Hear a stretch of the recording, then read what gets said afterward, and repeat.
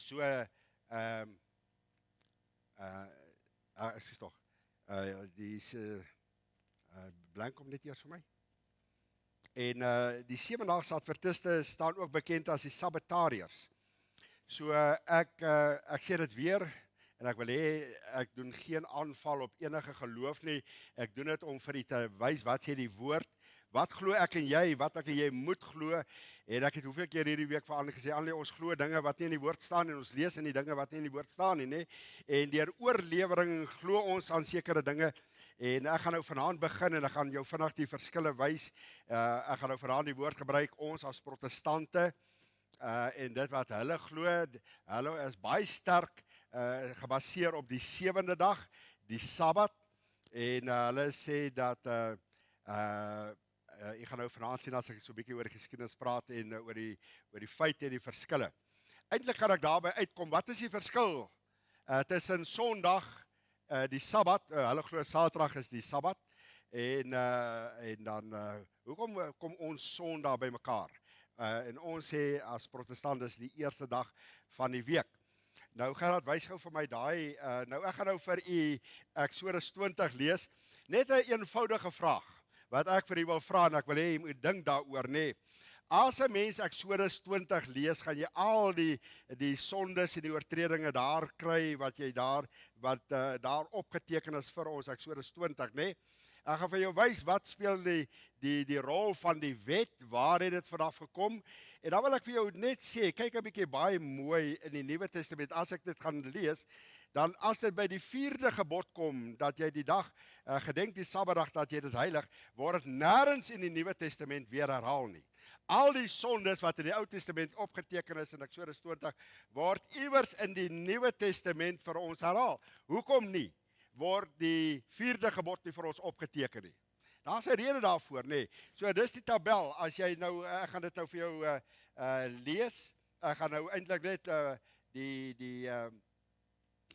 die gedeelte lees terwille van tyd, waar hy sê in Eksodus 20, en ons het groot geword, vers 8 sê hierdie woorde, die wet van die Here, ek wil vanaand vir jou wys, wanneer is die wet gegee, vir wie is die wet gegee, 'n baie interessante studie vir my gewees, maar vers 8 sê hierdie woorde, hy sê, gedenk die Sabbatdag dat dit heilig, kom ek wys net vir jou vers 3, as jy nou begin, dan sê, jy mag geen ander gode voor my aangesig hê nie.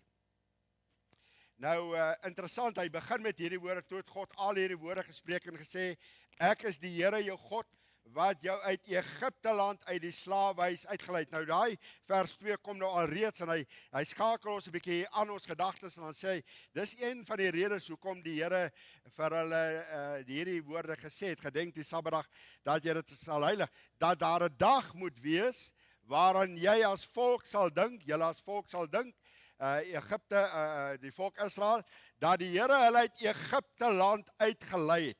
So daar moet 'n dag wees wat ons fokus op die Here, waar ons gedagtes gaan oor die Here, maar as dit kom by die 7-daagse adventiste, dan maak hulle die dag so belangriker as die persoon, en dis wat ek vir u oor wil wys.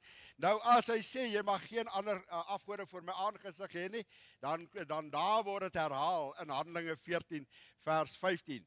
So die enigste wat nie herhaal word nie is vers 8. Gedenk die Sabbatdag dat jy dit heilig. Nêrens in die Nuwe Testament word daar enigstens daarvan melding gemaak. So dit sê nogal iets, nee. Laat mense 'n bietjie dink rondom hierdie dinge. Nou, jy met jou Bybel vanaand oop, ek wil vir jou baie dinge in die Bybel wys. So Gerard, jy kan gaan na my eerste skyfie toe. So ek gaan daai weer vir jou wys. Die 7-daagse adventiste staan ook bekend as die Sabbatariërs. So die Sabbat, Saterdag is vir hulle baie belangrik. Hulle word so genoem omdat die letter, hulle hou baie vas aan die letter van die 4de gebod wat beteken Saterdag, en hulle sê Saterdag is dan ook die Sabbat. So hulle sê die 7de dag is die Sabbat, en daarom onderhou ons die Saterdag as Sabbat. Nou, dis belangrik vir hulle. Hulle gaan so ver as jy dit bestudeer dat hulle sê, soos baie mense nou sê, as jy nie groot gedoop is nie, gaan jy nie hemel toe nie. Hulle sê as jy nie Saterdag onderhou as die Sabbat nie, gaan jy ook nie hemel toe nie. So dis 'n Jesus plus evangelie. So jy moet Jesus hê plus die Sabbat onderhou, dan is jou kans om hemel toe te gaan baie goed. So dis altyd iets wat hulle by Jesus voeg, nê. So die oomblik as jy iets by Jesus voeg, dan dwaal jy. Want is Jesus en Jesus alleen. Nie eers Petrus, ek dank baie keer die Here so vir Petrus dat hy iewers te omgedraai het. Dat hy nie saam met Jesus kruis toe gegaan het tot daar nie, dan was daar is in Sint Pieterskerk, maar dan sou hulle ook vandag gesê het, ja, dit was Petrus en Jesus wat die saligheid bewerkstellig het, nee. So Jesus het alleen, het aan 'n kruis gehang, so die oomblik as jy 'n Jesus plus, dan dwaal jy. So waar kom hulle vandaan? Kyk nou baie interessant, al hierdie dinge, al hierdie gelowe sal jy iets daarvan kry. Hulle het ontstaan in Amerika, en die eerste persoon wat daarmee begin het was William Miller. Hy het voorspel in 1843 dat die Here Jesus na die aarde toe sou kom. In 43 het dit nie gebeur nie, onthou hierdie datums, ek gaan jou nou neem na feite toe. In 43 het dit nie gebeur nie, en toe weer in 1844 toe sê hy nee, dit gaan gebeur. En hy het al sy volgelinge so opgesweep, mense het hulle goed verkoop. En hulle het nou gewag al in 18, dis nie net in 2025 nie, en in 2026 nie, dit het al in die jaar 1800 gebeur, waar mense die dag al voorspel het en die uur waar die Here Jesus sou kom. En 'n klein groepie het tot die gevolgtrekking gekom, maar hierdie persoon, William Miller, sy datum was reg gewees. Maar sy gebeurtenis, hy het gesê Jesus gaan aarde toe kom, die gebeurtenis was verkeerd gewees. En hierdie klein groepie wat toe dit begin verkondig en glo, hulle het toe gesê die gebeurtenis is so, dat Jesus sou nie na die aarde toe gekom het nie. Maar hy het in die heiligdom ingegaan, in die hemelse heiligdom het hy ingegaan, hy daarin beweeg, kyk nou mooi wat sê hulle nie, dit klink so reg, hoor nou mooi. En hy het met sy finale fase van sy bediening begin, en hulle noem dit die ondersoekende oordeel. So Jesus het in die hemel gegaan, en van daardie oomblik af, jy gaan dit nou sien as ek weer feite neersit vir jou, dat van daai oomblik af ondersoek die Here jou lewe, en hy hou jou dop. En daai groepie wat dit begin glo het, en dit begin verkondig het, toe begin met die beweging van die 7-daagse adventiste of die sabbatariërs. Hoekom sê ek dit klink so reg? Die Bybel sê dat toe Jesus opgevaar het na die hemel, het hy met sy finale bediening begin. Hy het die hemel ingegaan, hoor nou mooi, nie as 'n ondersoekende oordeel nie, maar hy het ingegaan as ons hoëpriester, Hebreërs 4. Hy het ingegaan om vir ons in te tree by die Vader. So dit klink reg, maar dit is nie reg nie, nee. Daar is nie reg nie. Hy tree vir ons in, daarom het hy ook medelee met jou en met my. Hoekom? Want hy is nou in daai bediening. Hy het gaan sit aan die regterhand van God. Wat beteken dit as hy met hierdie bediening besig is? Hy sien sy kind kry swaar. En hy sien sy kind gaan leer 'n baie moeilike tyd. Dan tree hy in voor die Vader. 1 Johannes 2 sê, hy is ons voorspraak by die Vader. My kinders, 1 Johannes 2 vers 1, my kinders, ek skryf hierdie dinge aan julle, dat julle nie moet sondig nie. Nou sondig ek, nou doen ek verkeerd, ek praat of ek doen iets verkeerd. Hy sê, ek skryf hierdie dinge aan julle, dat julle nie moet sondig nie. As iemand gesondig het ons 'n voorspraak by die Vader, Jesus Christus. So Jesus staan met sy spykermerk hande, deurboorde hande voor die Vader. Hy sê, ek ken Johan se motief. En kan ek jou naam noem vanaand? Ek ken sy of haar motief. Hy tree in as 'n voorspraak by die Vader. So hy het nie met sy bediening, sy finale bediening is nie dat dit 'n ondersoekende oordeel is, daar om te kyk waar ek en jy dan verkeerd doen nie. Ellen White het hom opgevolg, omdat die hele groep uit mekaar het gespat het, en toe het Ellen White, sy was 'n baie sieklike vrou gewees, en sy het toe beweer, kyk nou wat sê sy. Hy het beweer in 1843 en 1844, Jesus gaan aarde toe kom, en toe sê sy, nee, Hulle het gesê sy bedoeling was reg gewees, maar die probleem lê. Hoekom Jesus in die aarde toe gekom het, hoor nou mooi, hier lê die probleem.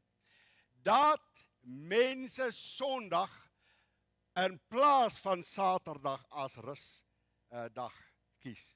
Vriende, as jy dwaal, die Bybel sê die tweede dwaling is baie erger as die eerste ene. Toe hulle begin dwaal, toe dwaal hulle heeltemal. Toe gaan dit nou oor die dag. Jesus sê, ek gaan nie aarde toe kom nie, ek gaan nie sy kinders kom haal nie, want hy sien nou, die Saterdag is die Sondag, en mense hou Sondag, maak hulle dit as die rusdag. En mense het dit begin glo. Wat is hulle leerstelling? Nou, ek gaan jou 'n paar verskille, ek dink ek het so 4 of 5, net vir vandag, want ek wil by die kern uitkom. Hoekom glo ons dat vandag is dit die Sabbat? Ek wil nie sê die Sabbat nie. Hoekom hou ons vandag? Hoekom is dit vandag Sondag? Hoekom is ek hier vanaand by die kerk? En ek wil dit vir jou leer. Want jy gaan, hoor gemoed, die duiwel het 'n manier om mense oor jou pad te stuur en hy laat net hierdie saadjie by jou. Hoor, hoekom is jy Sondag in die kerk? Want die 7 dag is eintlik maar die Sabbat. Gedenk die Sabbatdag dat jy dit heilig. So hoekom heilig ons dan nie die Sabbat nie? En wat leer hulle? Daar's die eerste verskil tussen ons, ek noem nou ons, die protestant, en die 7-daagse Adventist, die dag van aanbidding. En jy het dit nou 'n paar keer gehoor. Saterdag in plaas van Sondag. So, hulle glo, die Saterdag Sabbat is nooit deur God verander nie. En vriende, jy sal dit glo as jy nie die Bybel ken nie. Jy sal dit glo, want dit klink reg. Ek wil vanaand vir jou wys wat sê die Bybel. Hoor gou mooi. Ek wil jou nou al hier so nuuskierig maak. Vir wie is die wet werklik gegee? Vir wie? Vir ons? Interessant dat nie Jesus, nie Paulus, nie Jakobus, noem hulle, het enigstens verwys. As dit so belangrik was dat 'n mens hemel toe moet gaan die Sabbatdag te onderhou, hoekom het hulle nie daarvan melding gemaak? Hoekom Jesus nie? Hoekom het hy dit in die laaste 7 briewe van die boek Openbaring enigstens daarvan melding gemaak as hy alle dinge aanspreek in hierdie 7 briewe wat is? Hoekom was dit so, as dit so belangrik is? Hoekom het hy nie iets daaroor te sê gehad nie? Met respek gesê. So, hulle sê dat God het nooit dit verander nie, van daai dag af tot nou toe. Moet dit staande bly. So vir hulle is die Saterdag 'n toets, hoor nou mooi, van loyaliteit. Hoor jy oor en oor hierdie woord? Hulle toewyding en hulle loyaliteit. Al hierdie dwaalleers is baie toegewyd en hulle is geweldig toegewy aan dit wat hulle glo. As ons maar net so kan wees. So ek sê weer, ek doen hierdie dinge vir jou om sekere kernpunte uit te lig dat ek en jy ook so loyaal sal wees teenoor dit wat ons glo, nê? So hulle sê, hulle doen dit, dis een van die grootste toetse om vir die Here God te wys dat ons is loyaal teenoor die wet. Die protestant glo, ons aanbid op 'n Sondag, as kind van die Here, ek bely dit vandag, ons glo dat ons aanbid op 'n Sondag, omdat die Bybel, die hoogste gesag, die woord van God, vir my en jou leer, in Johannes 20 vers 1, 'n eenvoudige vers, as ek so dit mag noem, dat Jesus het op die eerste dag van die week uit die graf uit opgestaan. Daar staan hy. En op die eerste dag van die week kom Maria Magdalena vroeg die môre, terwyl dit nog donker was by die graf en sien dat die steen weggeneem is. Hoekom kom ons Sondag by mekaar? Hier kom die eerste feit. Nie omdat die wet dit vir ons vra nie. Nie omdat op Eksodus 20 vers 8 sy gedenk het. Nee.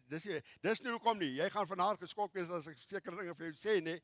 En dan gaan dit vir vanaand uit die Bybel uit vir jou bewys. Ons kom op 'n Sondag by mekaar omdat Jesus op die eerste dag van die week uit die graf uit opgestaan het. Is jy bly daaroor?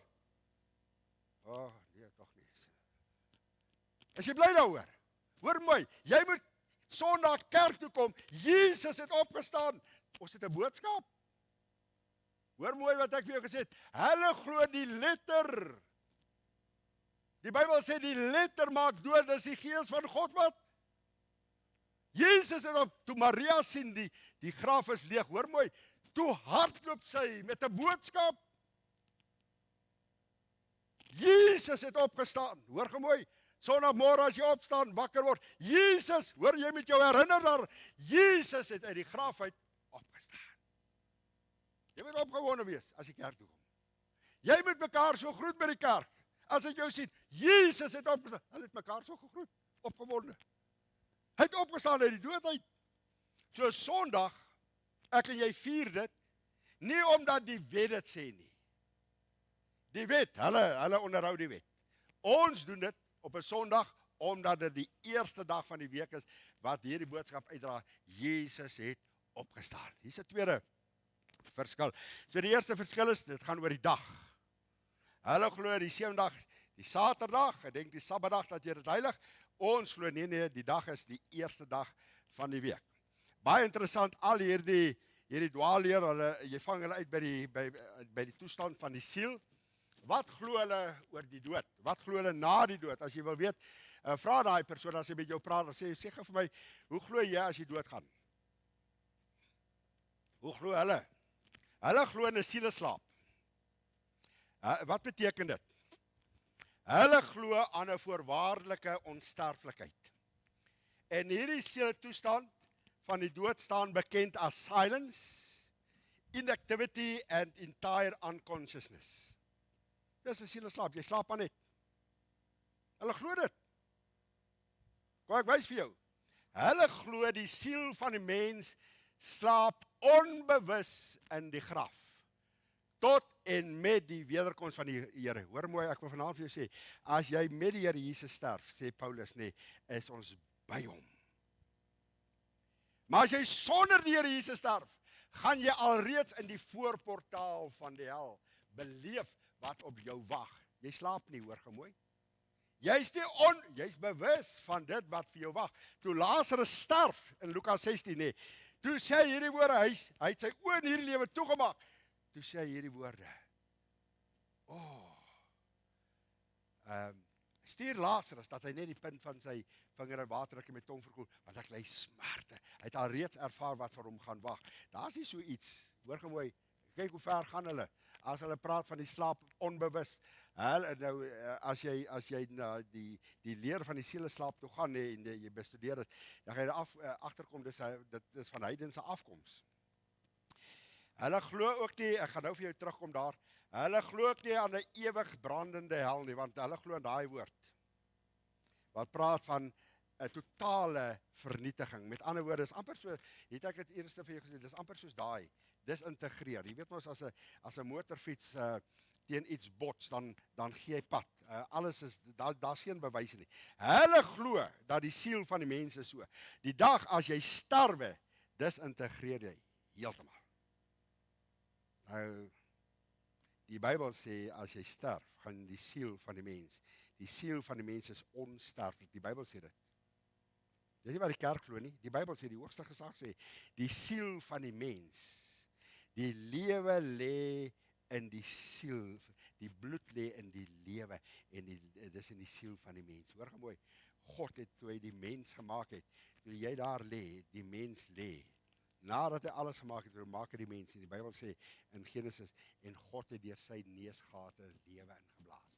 En die Bybel noem dit, hy sê, en van daai oomblik af het jy 'n lewende siel, nie 'n lewendige nie. As jy lewendige, dan sê jy doodgaan, dan is dit so. Soos wat die Jehovah mense glo, hulle glo jy sterf soos 'n dier. Nee, hoor gou mooi. Het jy al by iemand gestaan by 'n sterfbed? Doen jou 'n guns. As jy by 'n sterfbed staan van iemand, en hy of sy blaas hulle asem uit, hoor gou mooi, in een oomblik, dan kom jy agter, hier's iets weg. Hier's iets weg by hierdie persoon. Die dop lê daar, met respek gesê. Die siel het die liggaam verlaat. Daar kom 'n oomblik, want God het die siel in die mens geplaas.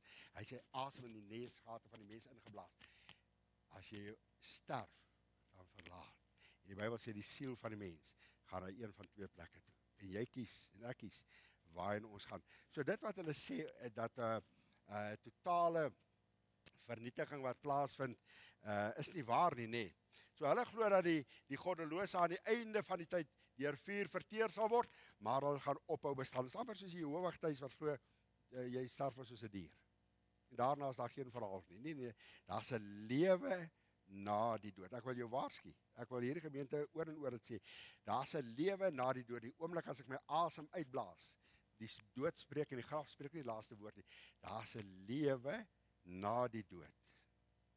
En ek en jy kies die lewe waar ons die ewigheid wil deurbring. Waarom glo hulle dit?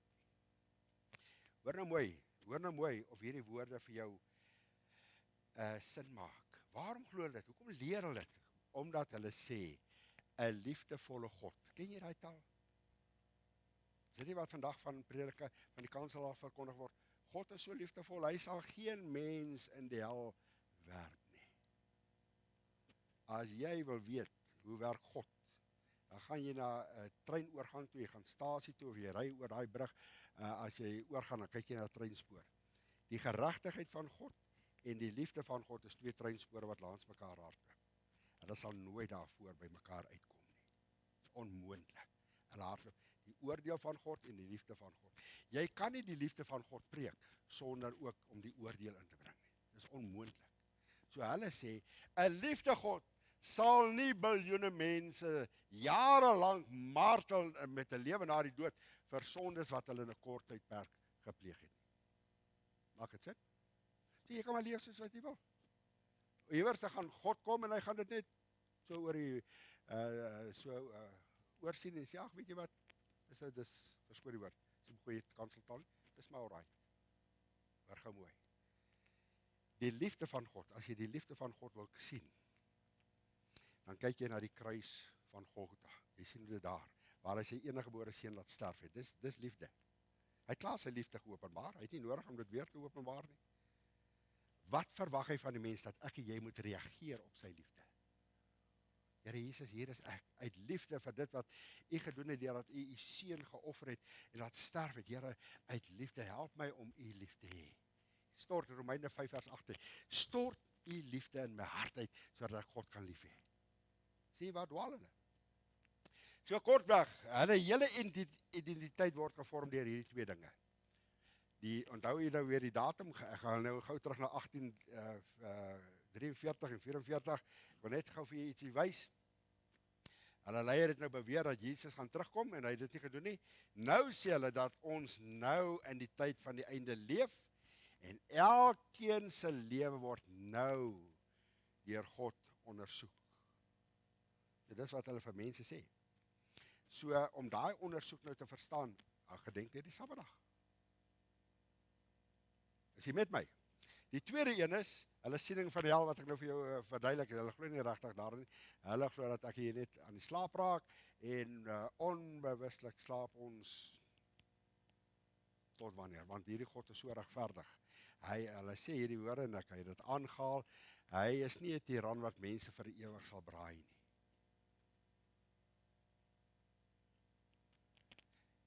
Jy moet rekening hou met God, wie hy is. En omdat hy regverdig is, gaan hy die mens 'n regverdige oordeel gee. Weet jy wat interessant is, die Bybel sê, baie keer sê mense, jy moet nie oordeel as jy oor sekere sondes praat. Jy oordeel, hoor gou mooi, die Bybel sê ek oordeel nie. Jy's alreeds veroordeel omdat jy daai sonde doen. Die Bybel sê dit.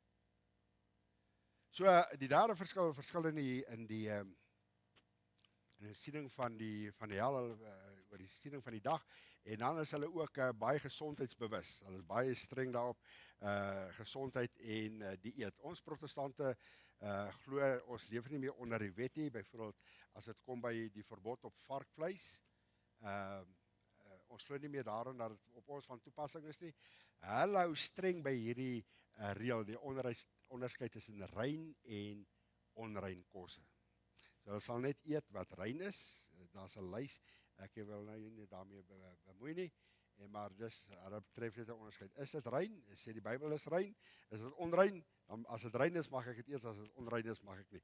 Jy sal baie by hulle hoor, hulle sal met jou begin praat, en hulle sal later by hierdie woord kom, waaroor ek baie mal is, 'n vegetariese leefstyl, en 'n totale onthouding van alkohol en tabak, as dit kom by 'n geestelike plig. Want dit gaan lojaliteit oor die dag. Daai heeltemal. Hulle verskil oor die Bybel. Kom ek wys gou vir jou hoe verskil hulle.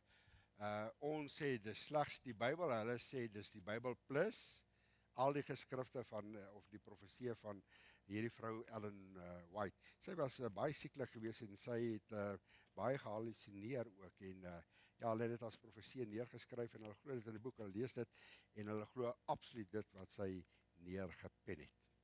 Nou hier kom dit. Ek was net so 'n bietjie met hierdie gou met jou praat nie. En die grootste verskil is daai dag. Onderhouding van die Sabbat. Ek wil net jou gedagtes so 'n bietjie aan die gang sit. Ek gaan jou huiswerk gee. Ek gaan nou volgende Sondag aan nog steeds oor hierdie praat. Want ek gaan nou praat oor die Sabbatdag en dan wil ek volgende Sondag met jou praat oor die eerste dag. En ek wil dit op 'n vraag-antwoord basis wil ek dit hanteer om dit vir jou te wys wat sê die Bybel. Wat sê God se woord? Want ek wil vanaand vir jou wys wat sê God se woord. As hy of sy met jou praat, dan moet jy die Bybel vat en dis ook met jou Bybel moet oopmaak en daar kyk. Kyk wat sê die Bybel. Weet jy wat sê die Bybel omtrent dit? Nee, ek is nie Nasareener. Ek het nie nodig nie. Vra my dominee. Nee. As iemand jou voorkeer, moet jy uit die skrif jou wapen kan vat en hom leer. Kyk wat sê die woord. Al wat oortuig is nie ek wat oortuig nie. God se woord gebruik die Heilige Gees gebruik God se woord om mense te oortuig. Nou wil ek vandag dit vir jou wys. Ek wil hê jy moet dit naslaan. As dit kom by die Sondag Sabbat ding, is daar twee dinge waarna ons moet kyk. Waar kom Sabbats onthouding vandaan?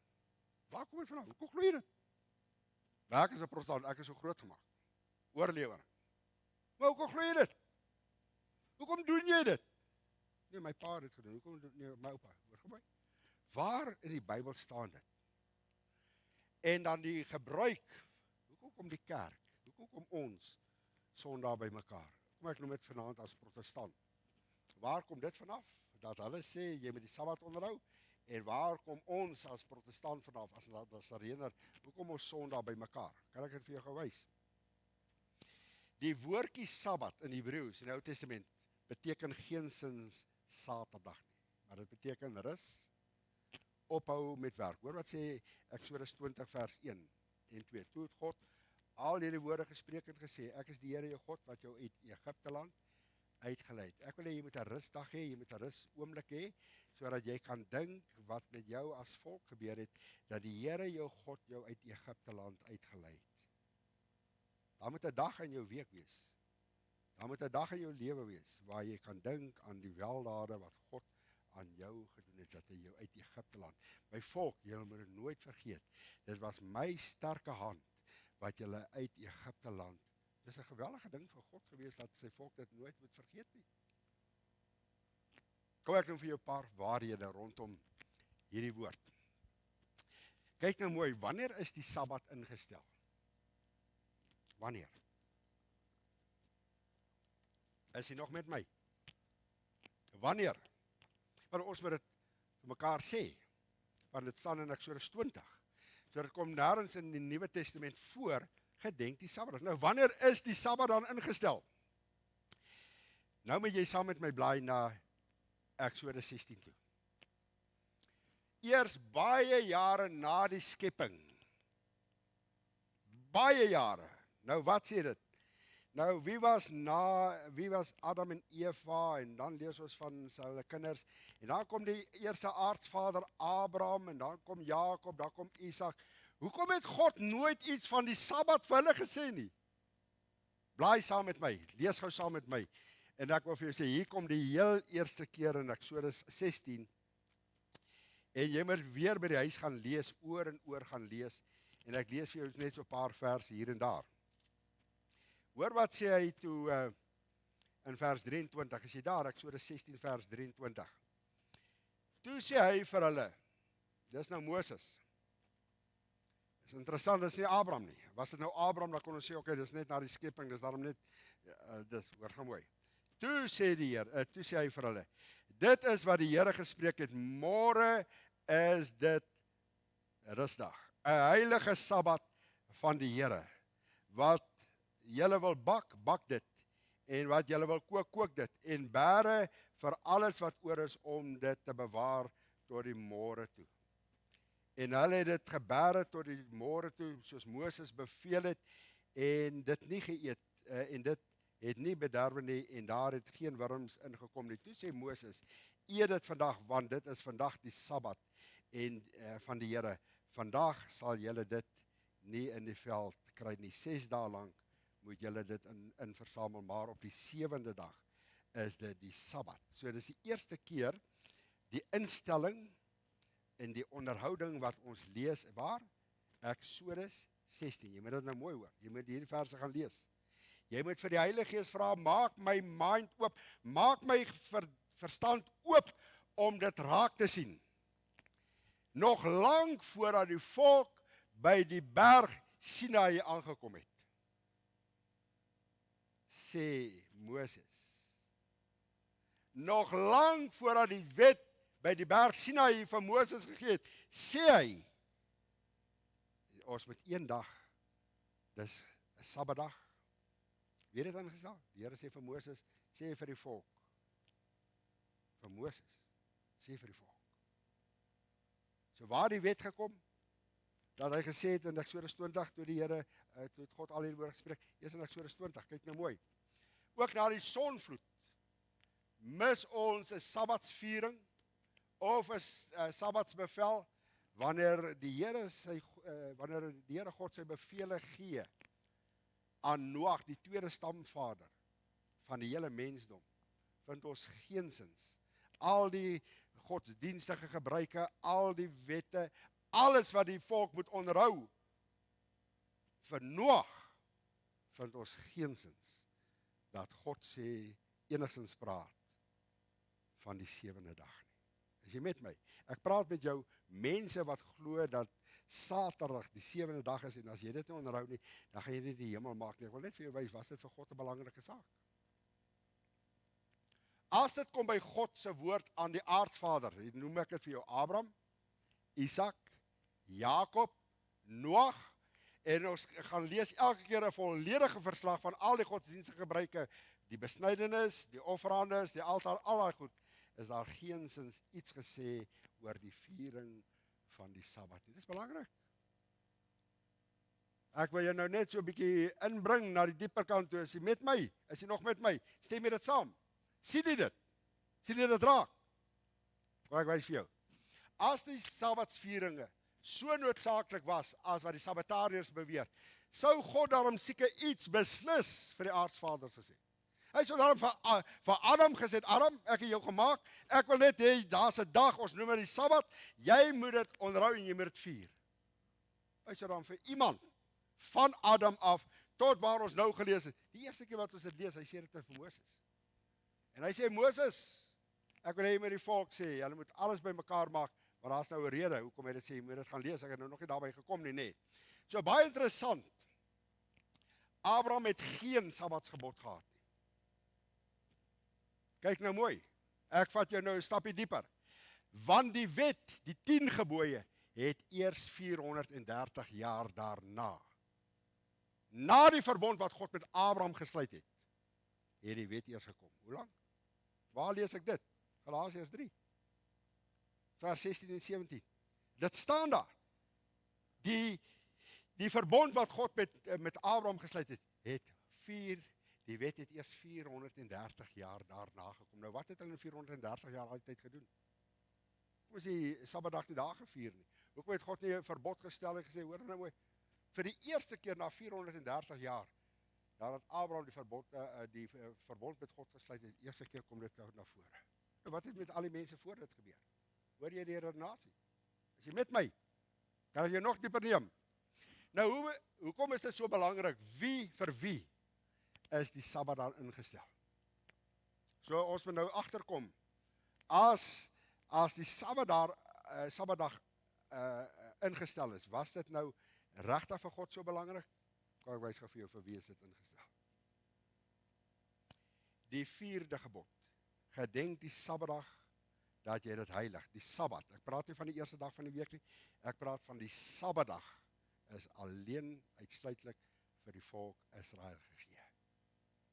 Ek wil jou 2 redes gee. Ek wil dit vir jou die Bybel wys. Nie wat ek sê nie, wat sê die Bybel. Lees gou saam met my Deuteronomium 5. Is jy daar? Hou jy van die Bybelstudie? Is dit lekker om in die Bybel dit te sien? Blaai saam met my. Ek wil dit vir jou wys. Jy moet dit merk, dat as hierdie manne met jou kom praat, Dan vat jy hom na die Bybel toe. Kyk gou so man, verduidelik dit gou vir my. Wat sê die Bybel hierso? Wat moet ek hiermee verstaan? In Deuteronomium 5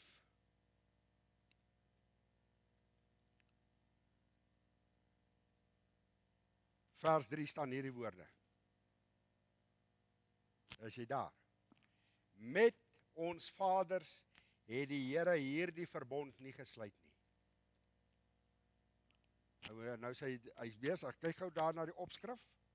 Kyk gou daar na hoofstuk 4 vers 44, is jy daar? Die opskrif staan daar, herhaling van die 10 gebooie. Sien jy die opskrif? Staan dit so in jou Bybel ook? Nou sê hoofstuk 5 vers 3, Moses is aan die woord, hy sê, met ons vaders het die Here hierdie verbond nie gesluit nie, maar met ons self, ons wat hier vandag lewe, in die lewe is. Kan ek dit nou vir jou so lees? Kyk hoe lees ek dit op die bord. Met ons vaders, Abraham, Isak, Jakob, met ons stamvaders, ons voorvaders sê, hy sê dit, Moses sê dit, met ons vaders, na wie verwysende na Abraham, na Isak en Jakob, het die Here hierdie verbond nie gesluit nie. Wat is 'n verbond? Daar staan dit. Ek wys vir julle die opskrif staan. Herhaling van die 10 gebooie. Hierdie verbond oor die 10 gebooie, die Here het dit nie met hulle gesluit nie. Maar met ons as volk Israel, wat die Here uit Egipte land uitgelei het, met ons almal wat vandag hier staan, het die Here dit gesê. Onderhou, gedenk die Sabbatdag, dat jy dit heilig. Is jy met my? Glo jy dit? Snap jy dit? Sien jy dit staan in die Bybel? Is jy nog met my? Maar maak vir my so as ek te vandag gaan hê. Ek wil hê jy moet opgewonde raak oor die Bybel, of vir jou te wys, God gee antwoorde in die woord.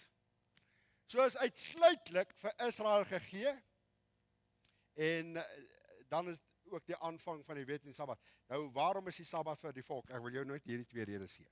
Ag, ek kan vir jou baie verse gee, maar ek gaan dit vir jou wys. Ek wil vir jou wys, ek wil hê jy moet staan vastig raak in die woord. Ek wil hê jy moet die woord glo, nee. Ons glo partykeer dinge wat nie in die woord staan nie. Het jy dit agtergekom? Daar's 2 redes hoekom God die wet gegee het. Vir die volk Israel gegee het. Kyk of jy dit kan snap. Heel eerstens, vir die heidene. Dat hulle daardeur sou agterkom en sien. Sjoe, hierdie volk wat uit Egipte land uitgelei het, daar's 'n besondere verhouding tussen hulle en hulle God. Blaai saam met my Eksodus 31. Dit staan daar, dat die heidene sal sien, dat daar is 'n besondere, ek wonder vriende, weet ek en jy vier die eerste dag van die week, daar was 'n tyd, ek het so groot geword, jy het netjies aangetrek, 'n pak klere, jou Bybel en jou katekisasieboek was in jou hand, en die buurman wat die Here nie geken het, het geweet, jy is op pad kerk toe. En toe het hulle respek gehad, as hulle weet, jy gaan kerk toe, hulle het geweet, jy gaan kerk toe, en hulle gaan jou nie steur daai tyd, en hoor mooi, die heidene het, kyk wat sê Eksodus 31. Ek lees vers 16. En die kinders van Israel, die opskrif is heiliging van die Sabbat, sien jy dit, daar staan dit, net voor vers 12. En die kinders van Israel moet die Sabbat onderhou, deur die Sabbat te vier in hulle geslagte as 'n ewige verbond. Hoor nou mooi, tussen my en die kinders van Israel is dit vir ewig 'n teken, want in 6 dae het die Here die hemel en die aarde gemaak, maar die 7de dag het hy gerus en hom verkoop. Die mense moes kan sien, die heidene moes kan sien, daar's 'n besondere verhouding tussen hierdie volk en hulle God. Hierdie God, hy het hulle uit Egipte land uitgelei. Daar's die tweede rede. Daar's die tweede. Die volk moes dink, blaai gou saam met my daarna toe.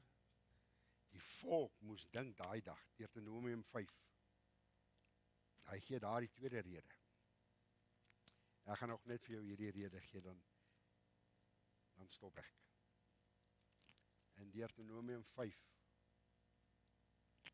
gee hier 'n rede, vers 15, die tweede rede. Hy sê, hoor nou mooi, die twee woorde wat hy gebruik. En hy sê in die voorafgaande vers, 6 dae moet jy arbeid en al jou werk doen, maar die 7de dag is dit die Sabbat van die Here jou God. Nou lees ek verder, en jy moet daaraan dink, dat jy in Egipte 'n slaaf was, en die Here jou God jou daar vandaan uitgelei het, hoor hierdie woorde, deur 'n sterke hand en 'n uitgestrekte arm. Daarom het die Here jou God jou beveel om die Sabbatdag te hou. So daar's 2 redes hoekom die Here van sy volk verwag het om die Sabbatdag te hou. Nie dat jy in die hemel moet kom nie, dis nie wat hulle sê nie. Die Bybel sê die eerste rede is, die heidene sal sien, daar's 'n besondere verhouding. Vriende, ek vra jou, ons glo dit. Ek is so opgewonde, weer deur hierdie studie, Jesus het opgestaan die eerste dag van die week, is ek so opgewonde. Kan die heidene dit sien? Kan die ongereddes, kan die wêreld sien? Jou en my opgewondenheid, dat daar 'n besondere verhouding tussen my en God is. Ek eer sy dag, ek kom na sy huis toe, ek wil aan hom dink, ek wil vir hom wys dat ek vir hom lief het. Die tweede een, Here, thank you Lord, ek kom sing dit hier by die kerk. Thank you Lord for saving my soul. Here, dankie dat ek was 'n slaaf gewees. Kom ek vra vir jou net 'n eenvoudige vraag. Farao is in die topstruktuur. Eksodus 2 en hy sê vir die volk, julle maak net meer baksteen in 'n korter tydperk, maar die produksie moet meer wees. Leef ons nie tyd van Farao nie. Hoe jaag ek en jy deur die week, deur die dag? As ek vanaand gaan lê, dan wonder ek, wat het ek vandag gedoen vir die Here? Ja, so gedink daaraan. Wat het ek vandag gedoen vir die Here? Nie vir my nie vir die besigheid nie, vir die Here. Meer nog, watter dag in hierdie week het jy daaraan gedink dat jy 'n slaaf was? En dat die Here jou God uit jou uit Egipte land uit, dink jy daaraan? Ja, gedink dat die Here jou siel uit genade gered het, ek wil net weer terugkom. Die Here sê, weet jy wat, dis noodsaaklik, daar moet 'n dag wees. Hy sê vir sy volk, ek ken die mens hart. As jy nie daai dag gaan hê nie, gaan jy nie aan my dink nie. Daarom is dit die eerste dag. Die Here sê, as ek het die graf uit opgestaan, kom sê dit vir my dankie. En laat die wêreld kan sien, daar's 'n verhouding wat tussen my en jou. Is dit nie wonderlik, vriende? Sien jy dit staan in die woord? Sien jy dit staan in die woord? Jy het dit gesien. So ek wil net dit sê, daar is geen historiese rekord van Sabbatsvieringe voor Eksodus 16 nie. Die Sabbat is 'n verbondsteken wat op geen ander volk van toepassing was as die volk Israel nie. Het jy dit gesnap? Verstaan jy dit? Is daar 'n vraag wat jy my wil vra? Ek wil jy leer uit die woord uit, ek wil jy leer wat sê die woord. So dit was vir Israel, nou wil ek 'n Nuwe Testamenties toe gaan, maar sal klaar sê weer. Ek sal volgende week vir jou wys, nee. Die wet was net vir 'n tydperk gegee.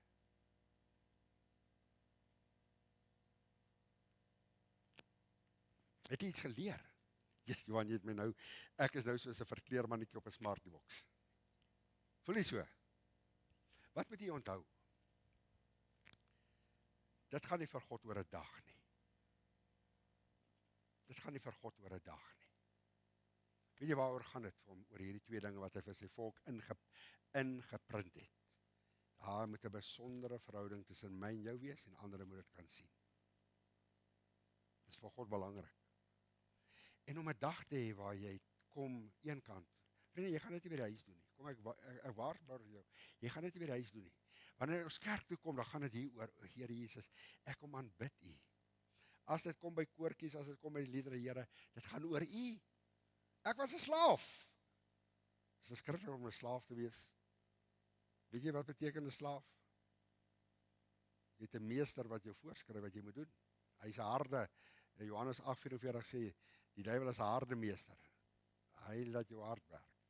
Maar Here, een dag in 'n week, ek vergeet van alles. Die Here sê vir sy volk, maak alles klaar op 'n Saterdag. Op 'n Vrydag maak alles, tel alles op wat julle moet. Een dag wil ek net hê, julle moet op my fokus. Dit moet oor my gaan. Dis die twee dinge wat belangrik was vir God. Daarom moes hy 'n dag vir hierdie volk, Israel, vir vir die Jode gegee het en gesê het, daai dag, gedenk die Sabbatdag, dat jy dit heilig. Het jy iets geleer? Johan, het jy iets geleer? My wil herhaal alles wat ek gesê het.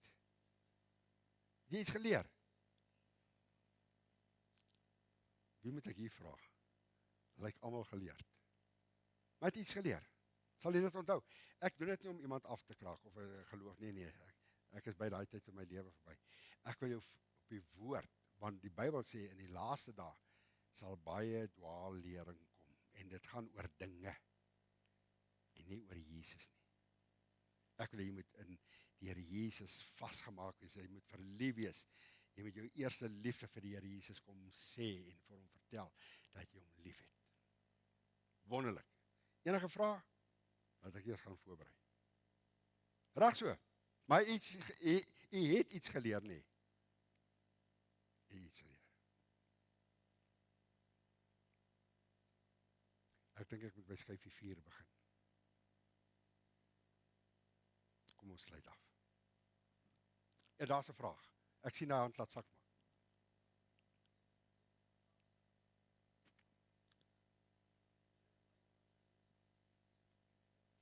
Dieselfde Bybel,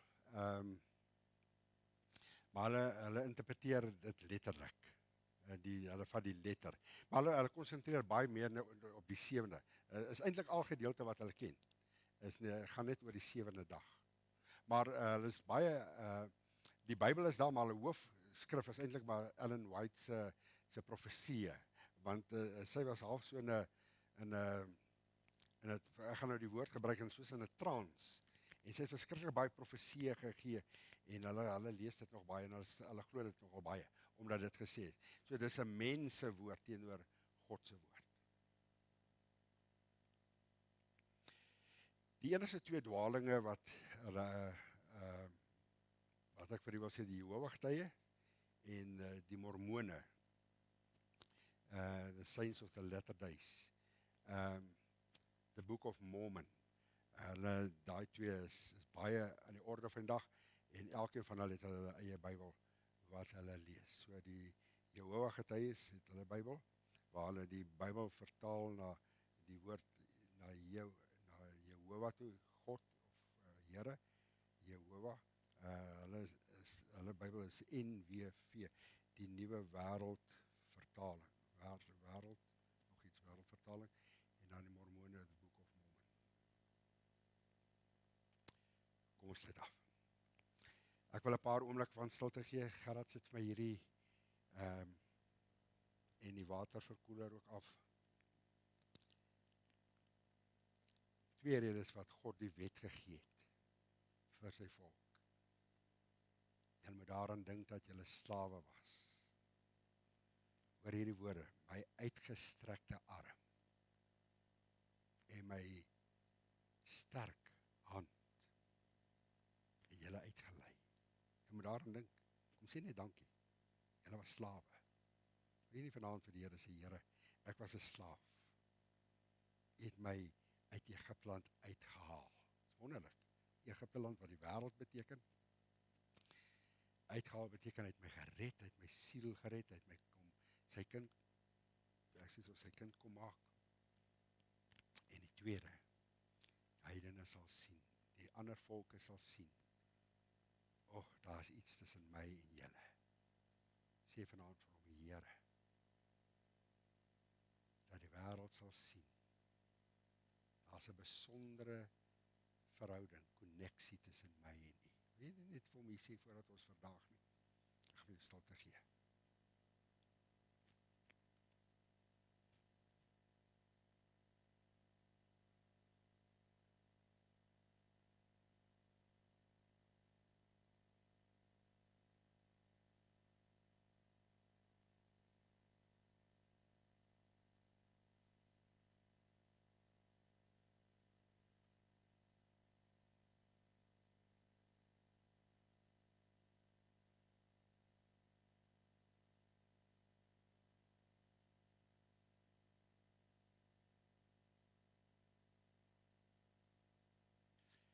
Here Jesus, ek wil vanaand vir u so dankie kom sê vir die reddende genade van God.